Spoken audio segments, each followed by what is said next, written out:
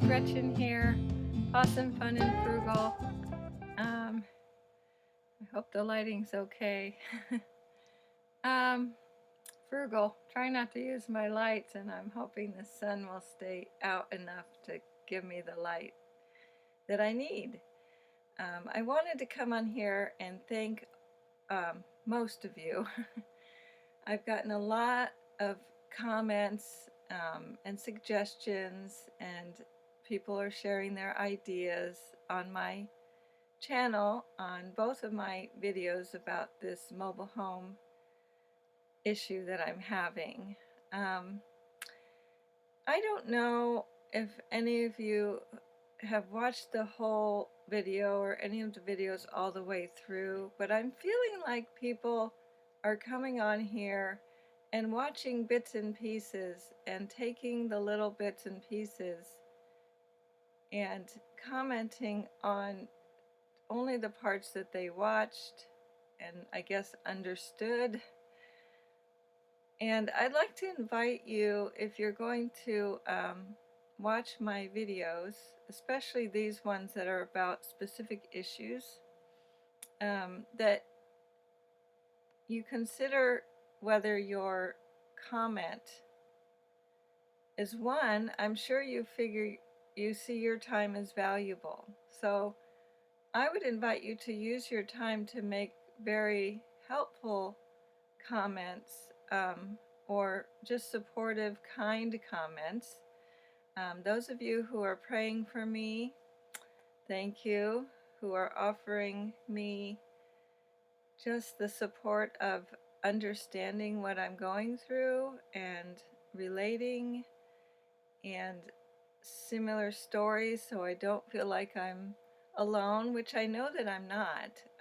I'm very well connected with the mobile home community, especially now with this going on.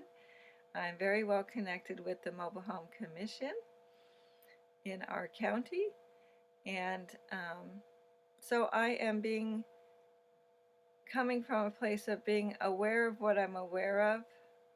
I'm not an expert. I haven't claimed in any of the videos that I'm any kind of real estate expert or lawyer or any of those things.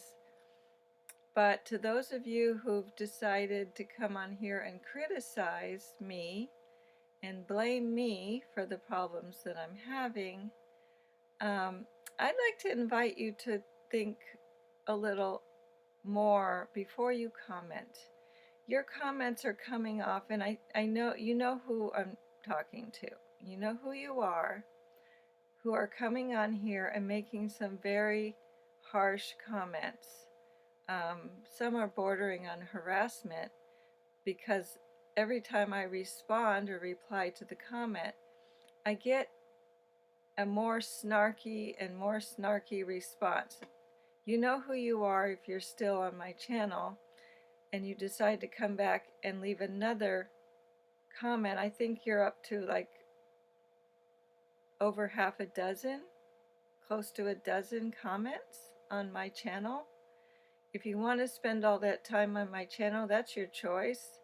But if you're going to be rude, I am not attached in any way to how many subscribers. I think it's great that I'm getting subscribers, and I really want to have those subscribers. But I want to have, just like I wouldn't choose friends that are not kind to me, I don't choose to have subscribers that don't want to be kind. So if you don't want to be kind on my channel, I invite you to leave and find somewhere else to go and not pick on me. Yes, I feel like you're picking on me, and I have a right to that feeling. Just like I have a right to the feelings I'm having about this situation with my mobile home. I explained very carefully that I'm a disabled person with multiple disabilities.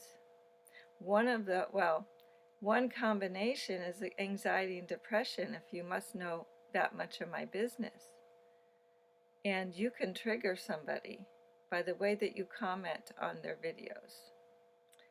You see that I'm not happy about this person, starts with a W, who is questioning whether it's legal for me to come on my channel and talk about how I feel about what's happening with my mobile home. So, once again, I'd like to go back and focus on those of you who are being kind and nice and offering positive support and ideas. Um, those are who I appreciate, and I'm grateful for you. And if you have subscribed, you're one of those nice people that subscribe. Thank you so much. If you have subscribed and you are just here to criticize, I'm inviting you to go. It's okay. I don't need you on my channel. Okay? So, my update, if you're still here, because you're one of those nice people that would like to just know how I'm doing and how my situation is going, I don't have anything really new. I am still waiting for my new appointment with a new attorney in a couple of days, and after that I should have more updated information. I am still in the same place of not being sure whether I am still going to sell it as a pullout.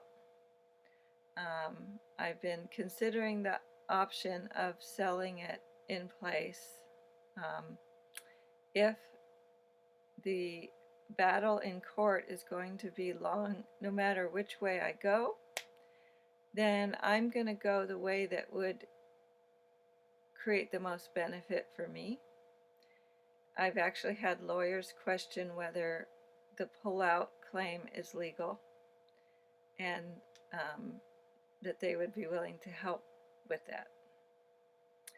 And it's sounding like there's more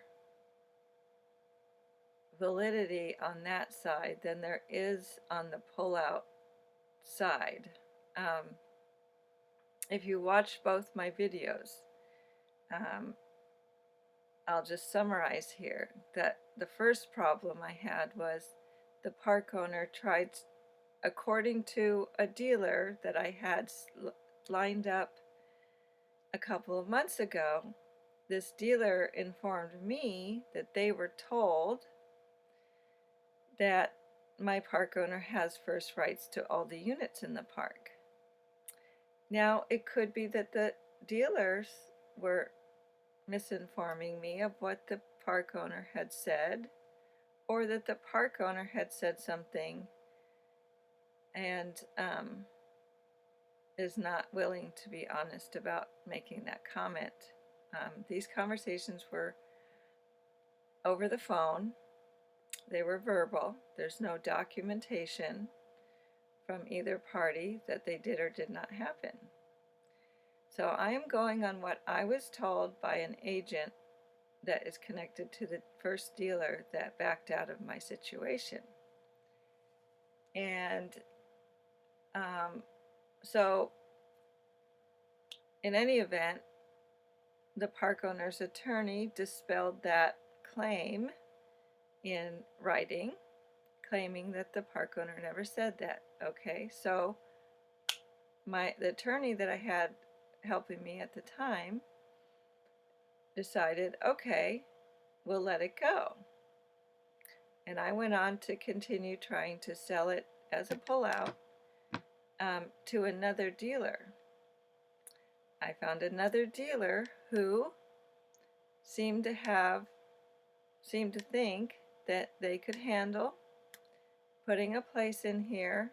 They came out, they talked to me, they did some measurements, they said that they would sign a contract, so I signed a contract with them, and the contract was to end on May 1st in escrow. That was the idea, that it would go into escrow.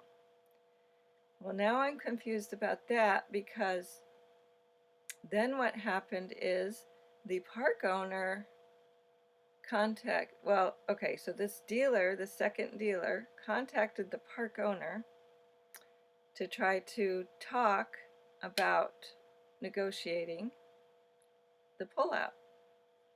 The park owner wouldn't speak to them because I had already been talking with an attorney who then was no longer involved because I didn't have a case with her.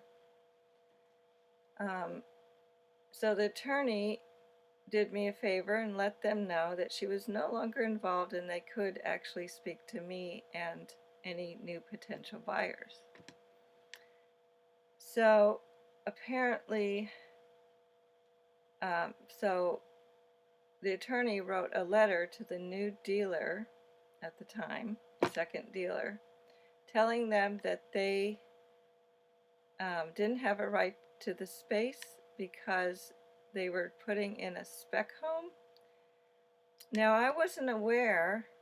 I was led to believe that they were buying the home for the purpose of selling it to another buyer.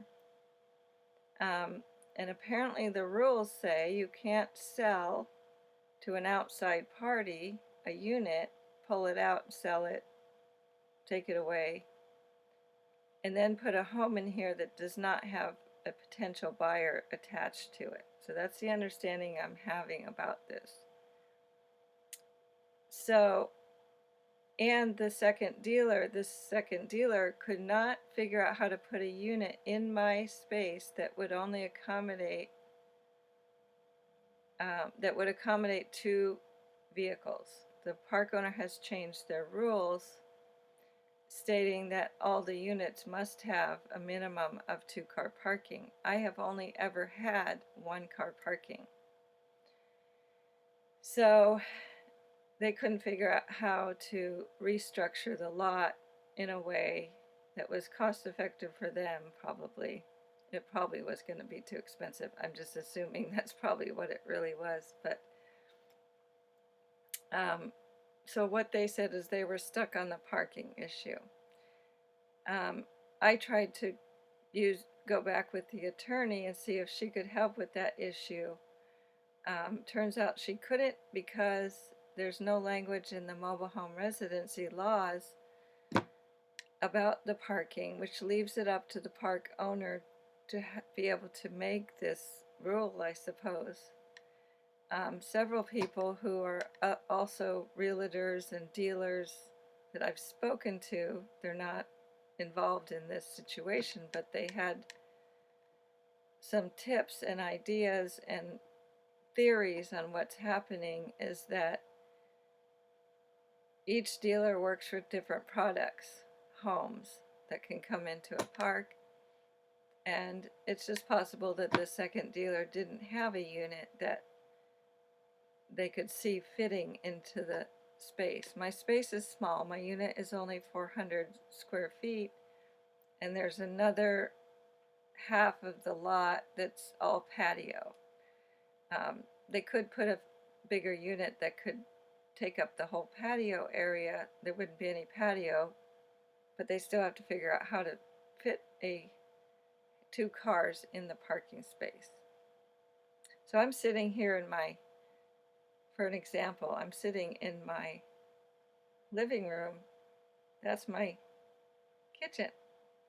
So this is all my kitchen from here over and where the table is.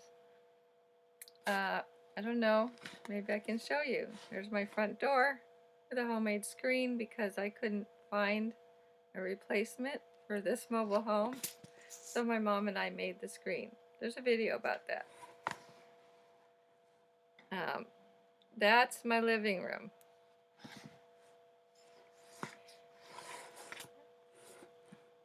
And my kitchen goes beyond there, and then down to my bedroom. Bathroom's in the middle. It's a 1-bedroom, 409 square feet exactly. And my lot is a 22 by, I can't find the measurements now. I had them written down in the packet. I believe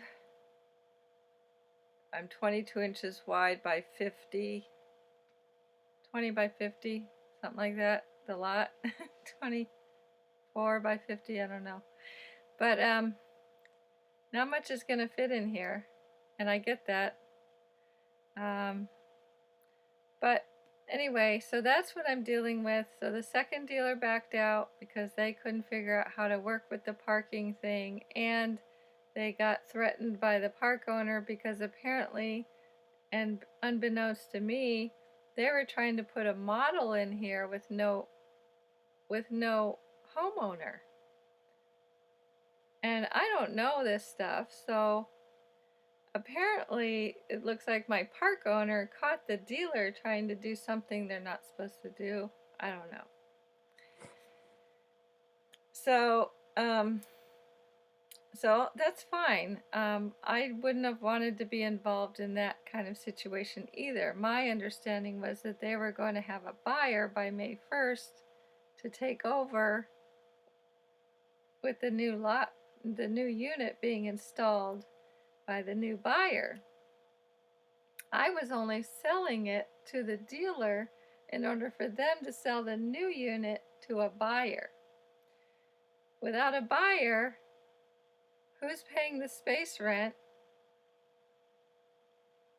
And the buyer has to be approved before they move into the park.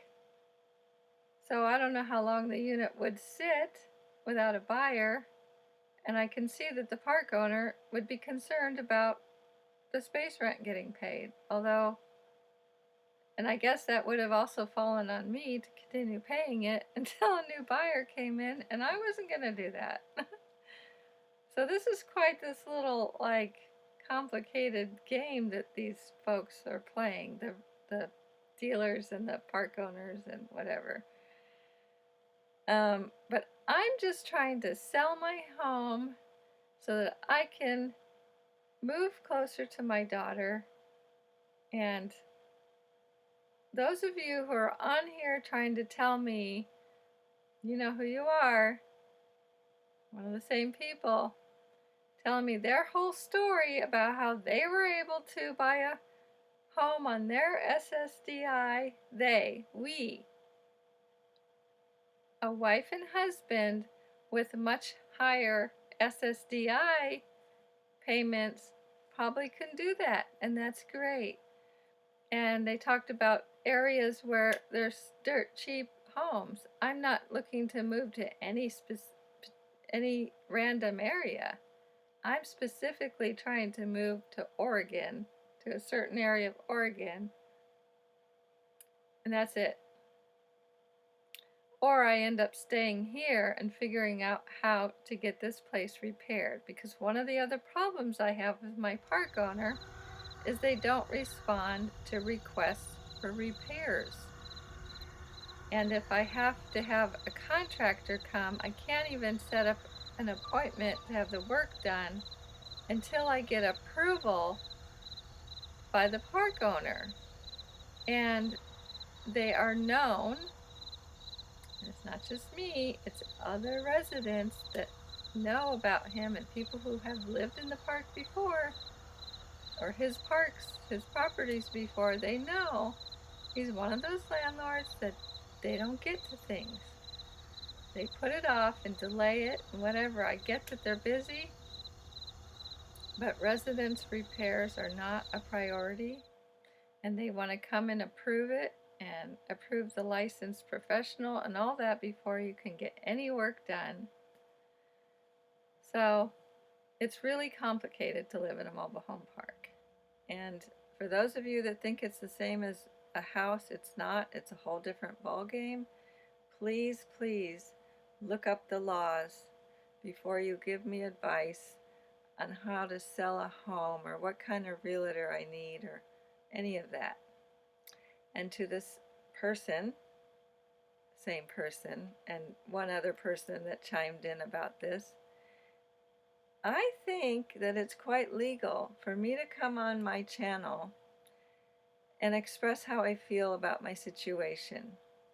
I am not using the person's name. You notice there are no names. Have I referenced who these people are? No. And even if I did, I do know what's legal. I know what YouTube will allow, because if I was saying something on my videos that was not legal, they would flag it and remove it or whatever. So by all means, if you think I'm out of line and doing anything to harm this park owner or the dealers or any of them, I invite you to do what you think is right. Report me. Have YouTube remove the video. Oh, and anyway, this is my little rant. I'm going to take a deep breath and remember my spiritual practice of forgiveness to those of you who have decided to be maybe unknowingly unkind. And I wish you the best in your situation, and I hope that you never have to deal with situations such as these.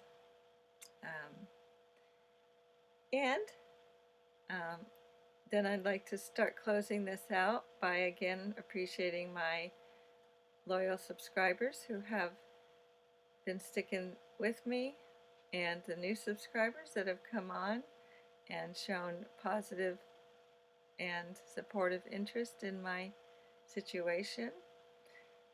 And I will continue to update you. I'm hoping there will be a more positive outcome in the end, and I'd love to share that with all of you. I'm just a single, older female, almost a senior, trying to deal with a situation that's difficult. And no matter how rude people want to be on my comments, I'm not going to be rude back.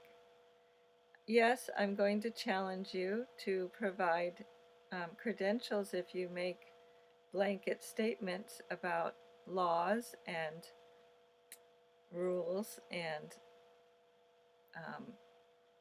all of that. I mean, if you're going to make what you think is a factual statement, please, I invite you to show me the research behind those facts. If what you're saying is factual, then please show me the research. I'm really big into research. I research everything before I buy things and before I do anything that I'm not sure about.